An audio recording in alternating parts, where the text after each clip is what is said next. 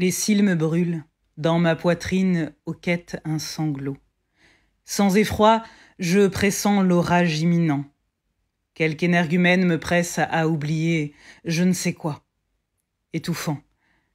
Cependant, vivre jusqu'au terme, tout comme, au moindre bruit, dressé sur son séant, jetant de tous côtés des regards embués, hagards, le bagnard fredonne sa chanson rauque, à l'heure où sur la prison point le cercle de l'aube.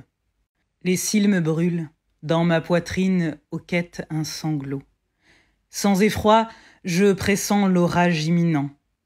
Quelque énergumène me presse à oublier je ne sais quoi. Étouffant.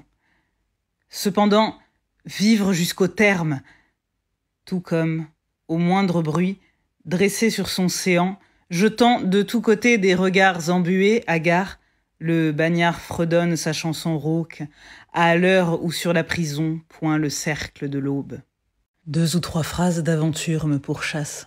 Au long du jour, je l'atteste, vivre est ma peine. Les libellules de la mort, Dieu, aux yeux si bleus, comme elles font masse et que l'azur est noir. Où est la primogéniture? Où l'heureuse manière?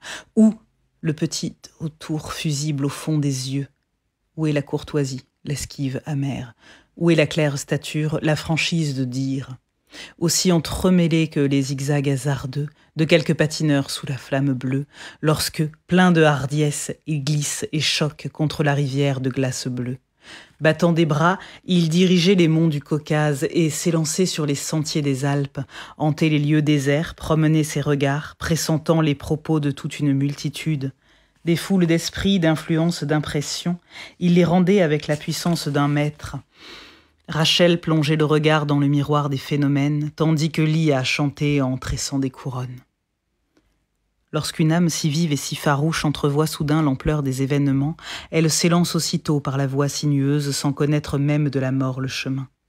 Il redoutait, dit-on, l'affre de l'agonie, pusillanimité légendaire du novice, ou du son premier-né en brillante assemblée qui pénètre et se coule tout le long de l'archer, puis glisse en sens inverse, paraissent et se jauge, à l'aune du lin, à l'aune de la fibre, ou comme une résine, sans y croire vraiment, coule d'un rien, d'un fil ou de l'ombre.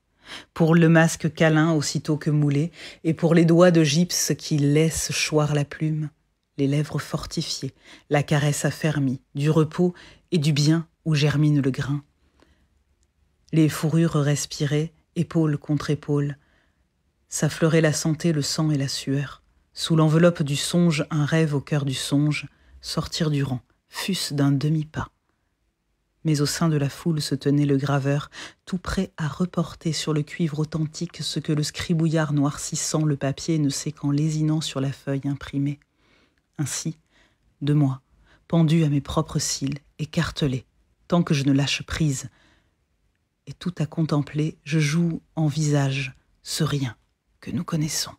Rivière, toi qui grossis de mes larmes amères, les oiselets des bois pourraient le narrer, et les bêtes sensibles et les poissons muets, que l'une et l'autre rive de verdure enserrent.